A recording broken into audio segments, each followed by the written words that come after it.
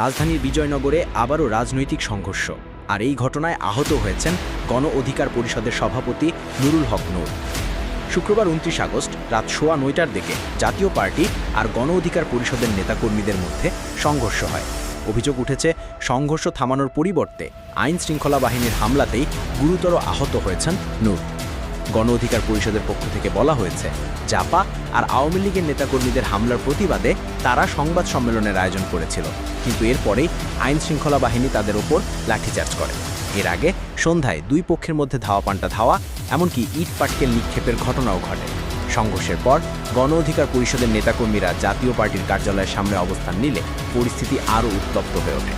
Police নির্দিষ্ট সময়ের মধ্যে সরে যেতে বললেও তারা না সরলে শুরু হয় লাঠিচার্জ। এই লাঠিচার্জে আহত হন নুরুল হক নূর। পরে তাকে স্থানীয়দের সহায়তায় রিকশায় করে হাসপাতালে নিয়ে যাওয়া হয়। রাজধানীর মাঝখানে এমন সংঘর্ষ আবারও দেখালো বাংলাদেশে রাজনীতির মাঠ কেবল বিতর্কেই নয়, রাস্তার ধুলো ইট পাটকেলা লাঠিতেও গরম হয়ে ওঠে। আপনার মতামত কমেন্টে জানান, আর অবশ্যই লাইক এবং শেয়ার করুন।